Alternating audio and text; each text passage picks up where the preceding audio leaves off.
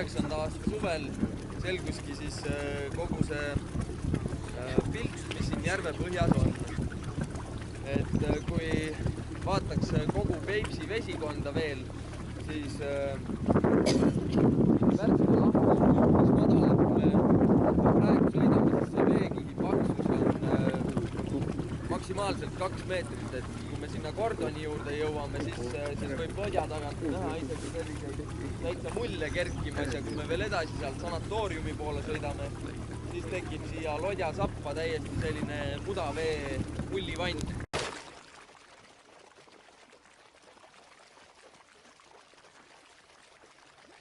Mis on siis rohkem kui Peipsi kõige sügavam veesügavus. Et ju seal oli siis kasvanud midagi väga lopsakat või kes seda teab. Igal juhul see sama järve muda on tekkinud kogu sellest elustikust, mis jäi sinna 7000 aasta taguse alla. Kõik taimed, loomad, puud, kõik uppusid ära ja nüüd on nad seal terve selle aja kõdunenud.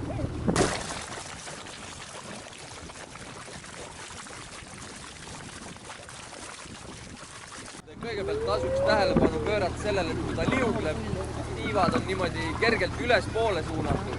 Mitte kergelt, vaid isegi päris palju.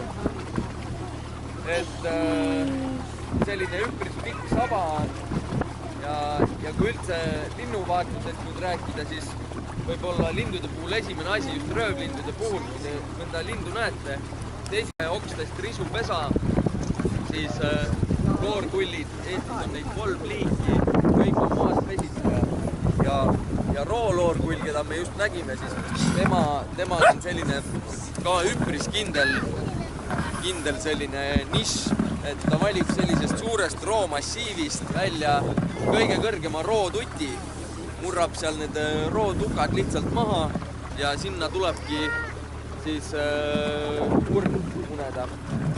Et kloorkullidel on veel huvitav see ka, et kui näiteks kotkad on valinud üldiselt sellise strateegia, et kasvatame üles ühe ja hästi tugeva poja, siis kloorkullid on sellised väga viljakad tegelased, kellel võib isegi heades tingimustes üle 5 poja olla.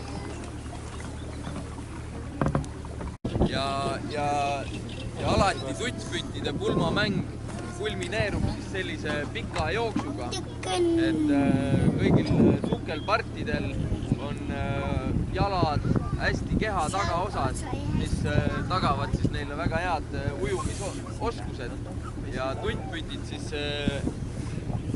võtavadki sellise pika hoo ja paterdades jooksevad pikalt üle vee niimoodi, et see jooksu pikkus on üks 50 meetrit küll, ma arvan, et võib-olla isegi rohkem. Et mis tuttpütide puhul veel huvitav on see, et eile me nägime kusjuures tibusid ka sellel paaril, siin on 3 tibu, aga vahepeal on põnev vaadata, kuidas tuttpütt kannab oma tibusid seljas.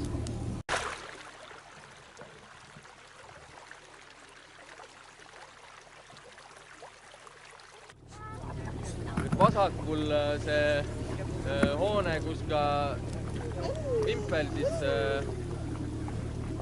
lehvib, seal on selline mõnes mõttes üpris ajalooline koht. Seal on olnud siis Kalevi jahtklubi purjespordikeskus. Et kunagi Värska lahe peal purjetamine üpris populaarne selline ajaviide sport, kellele kuidas, et igal juhul korraldati siin igasuviselt purjespordilaagreid ja kogu aeg oli purjekaid näha, et praeguseks on siia lahe äärde jäänud ainult paar purjekat, mida väga harva saab näha. Praegu on siis see purjespordikeskus saanud uue elu sisse, seisis üpris pikalt tühja. Nüüd, kuna pardal enamus inimesi või tähendab kõik on siis ikkagi folgilised, siis tasuks pilk heita ka pisut seto kultuuri ajalukku. Et et siin vasakul paistab nüüd üks küla. Tegemist on siis Tonja külaga. Ja kohe sellest järgmine küla siin umbes seal Roo-Loorkulli all umbes on Võpolsova küla. Ja need mõlemad külad on seotud ühe väga kuulsa Setu lauluemaga. Ehk siis seal Võpolsova külas, mida me ka pärast põgusalt näeme, seal on sündinud selline naisterahvas nagu Anne Vabarna, kes on siis siin kõrvalkülas Tonjas üles kasvanud. Et Anne Vabarna sai tuntuks kui siis lauluema, kes laulis värssides setude rahvuseepose Peko. Peko on vist 11 000 värssi pikk ja tegelikult see Peko on tema loomingust ainult selline väga väikene osa, et minu teada, kui ma nüüd õigesti mäletan, siis kas 130 000 või 150 000 värssi on tegelikult Anne Vabarna suust kirja pandud.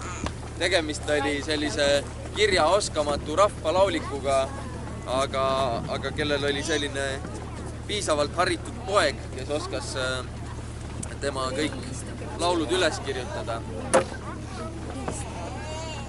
Muideks täna öösel isegi siin lodja peal kuskil kella 3 ajal naised leelotasid täpselt selle küla all Anne Vabarna värsse.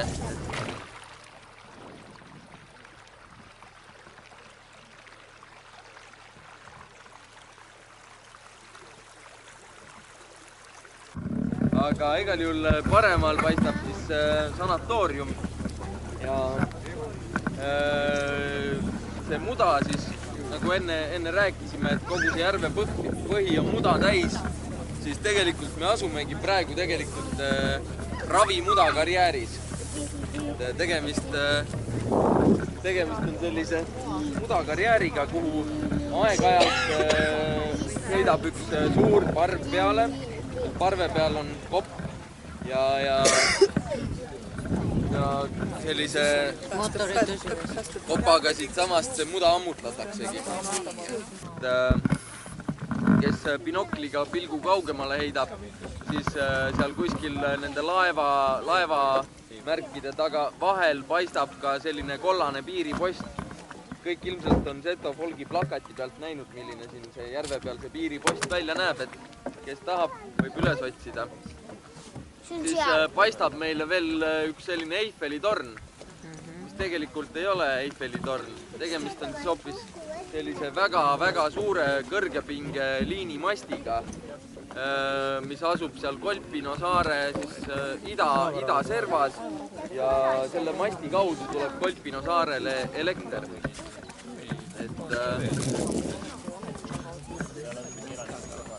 Ja Kolpino saar on tegelikult selline saar, mis mitte päris 100, aga üle 90% sellest saarest on soo. Ja selle saare peal on 3 küla. Et Kolpino saar on kunagi olnud niivõrd, kuidas öelda, tänuväärne Vene tsaarile Ivan Julm teisele, kes siis mõned sajandid tagasi, täpsemalt siis see juhtus kunagi 1650. aasta paiku, kui Vene tsaar Ivan Julm oli oma laevastikuga siin vete peal seilamas ja oli kõva tormi kätte jäänud. Ja lõpuks olid nad ikkagi pääsenud ja olid pääsenud sinna Kolpino saare randa ja see ehmatus oli neil sellest tormist niivõrd suur olnud, et Ivan Julm lasi sinna pääsemise koha peale kiriku ehitada. Ja see tsaari rahade eest rajatud kirik seisab seal alates 1652. aastast siiamaani. Et kui kunagi keegi Lüübnitsasse satub, siis sealt Lüübnitsa tornist on seda täitsa näha. Selline valgeks lubjatud puukirik seal käib ja selle kirikuga ongi selline väga huvitav asi, et Kolpino saar, mis siis praegu siin ees paistab, kuidas öelda, vasakule jääb siis Venemaa või Eestimaa ja paremale jääb juba suur Pihkva järv. Ja tegelikult Kolpino saare ja Eestimaa vahel see vee laius on seal kuskil pool kilomeetrit. Niimoodi, et need saare äärsed elanikud, siis ütleme Eesti poole peal, praegused siis Audjas saare, Lüübnitsa, Pereesje ja veel seal mõned külad, need on kunagi käinud tegelikult kõik Kolpino kiriku koguduse alla. See omakorda tähendab seda, et Eesti elanikud või nende, ütleme, Lüübnitsa endised elanikud on maetud kõik Kolpino saarele. Ja kuni 90-ndateni oli siis piir avatud, kõik said rahulikult paadiga käia 500 meetrit üle vee, saad isa haua peale, siis 90-ndate algul, kui see piir ette tõmmati, mis tõmmati üpris sellise suva järgi, ilmselt kuskil laua taga, viinapitsi taga, et see piir tekitas siis sellise olukorra, mis kestab tänapäevani juba 20 aastat umbes, et meil tegelikult on siin kaart ka, isegi siin taga kapteni juures saab kaarti vaadata, pisike kaart, ilmselt meid on nii palju, et me kõik koos ei hakka seda vaatama.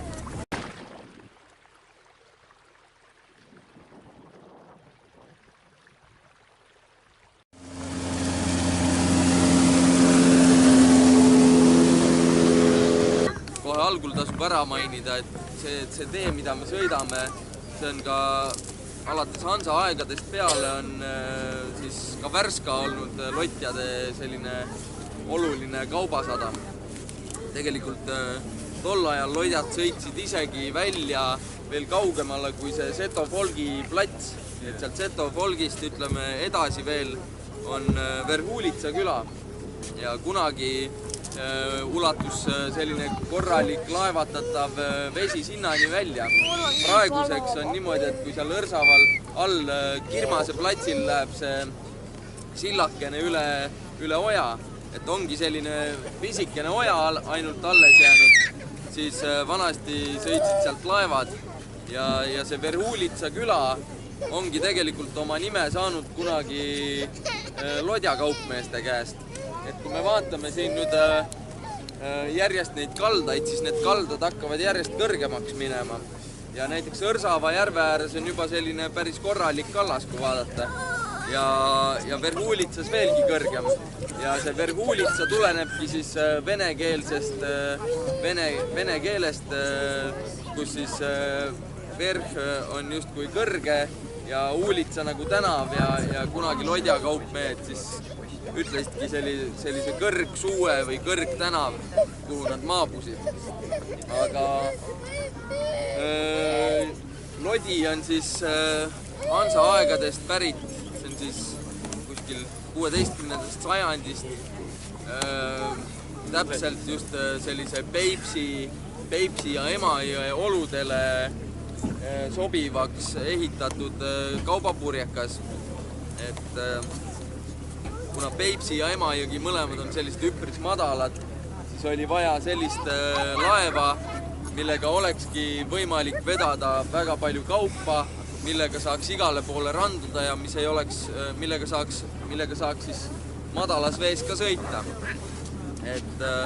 Ja niimoodi kujundatigi siis Hansa kogede eeskujul selline hästi lai purjekas.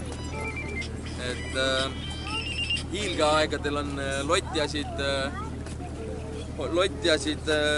olnud korraga, oli vist neid olnud üle 400. Ma ei tea, kas kapten äkki oskab mind selles osas aidata? Räägitakse jah seal, et kuskil 500 kanti kogu Peipsi Emajõe vesikanna peale. Et kõige põnevam oligi see, et peamised sadamad siis Novgorod, Pihkva ja Tartu. Selleks, et Tartusse sisse saada, vastu voolu mineka seal, et selleks oli vaja head idakaare tuult, aga nagu Eestis on, et läänekaare tuuled on valdavad. Ja siis vahel lodjamehed pidid seda tuult ikka õiti pikalt ootama. nädal või paar isegi. Ja siis kogunes sinna Piirissaare alla ja Praagale terve suur laevastik, kes olid siis tulnud sinna kohale purjetanud. Tuli siis kogu see mass läks korraga liikvele, et sellised tohutud lodjakaravanid sõitsid siis korraga Tartusse sisse. See oli nii uhke vaatepilt olnud, et vanemad mehed räägivad, et kui nemad poiskestena Tartus käisid kesklinnas, et siis oli võimalik lodjakatuseid pidi ühelt kaldalt teisele joosta. Mis küll lodjameestele väga meeldinud ei olnud. Et olid teised udilatega taga ajal neid.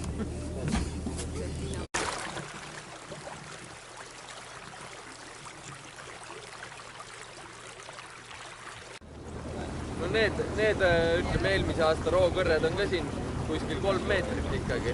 Et siit selle gaasiku taga on ilmselt kõige kõrgem koht gaasiku taga. Et talvel on siin roostik ja hästi palju sinitihaseid näiteks. Siis neid ma olengi käinud pildistamas, neid on vahepeal isegi nii palju olnud, et seisad seal fotoaparaadiga. Neid on nii palju ümber, et ei oska valida, keda pildistada.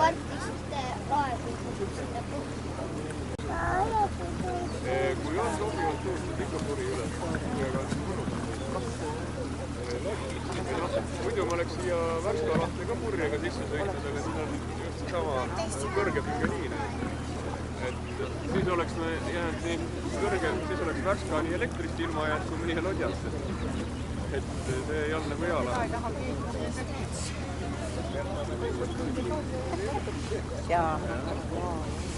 Vaata palju nagu vaimne. Silla alt ma praegu vaatasin jeeli, et kui me selle poomi laseme külje peale, siis aga Võrsava peale ei tohi minna, seal on mootoriga sõitmise keeld. Et me saaks siit jõge pidi veel üles kuni Võrsavani, aga kas sellel paari 700 või 600 meetrit mõtestada.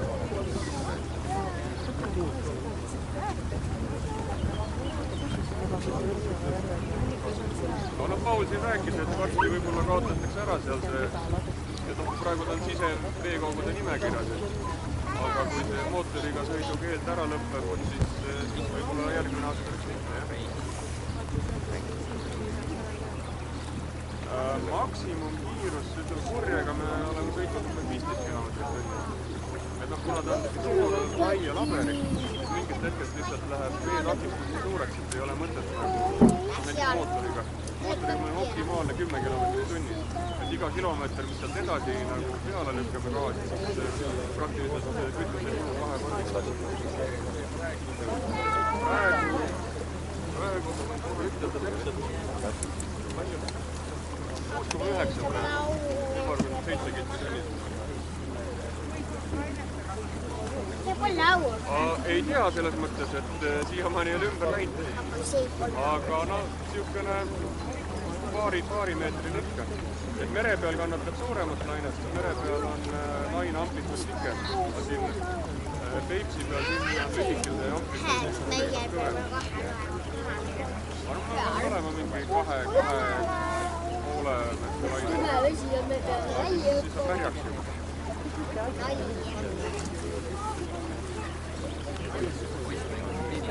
Ei, viimane lodi, mis Tartus käis, viimane kohalik lodi lõigati seal puruks küttepuudeks 53 aastal ja viimane Tartus käis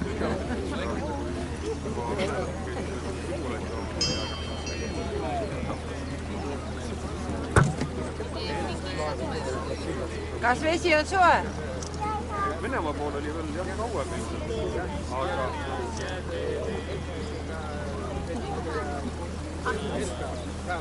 kas vesi on soe? Vesi on soe. kui hakati lotte ehitama, käisid Eesti kui Venemaa poolel ja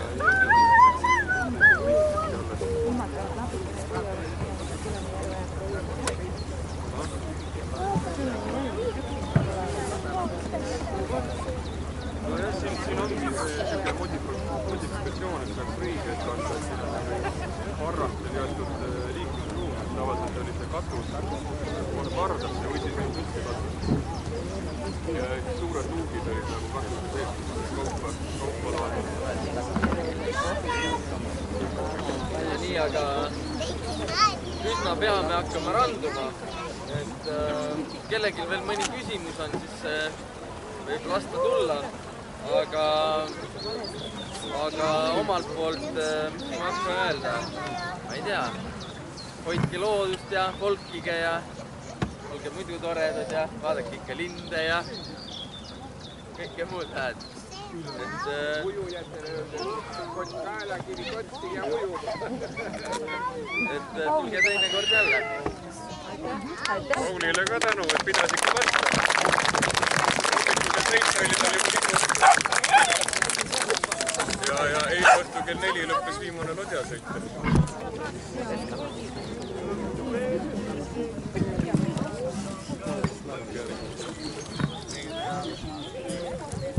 Mis asja?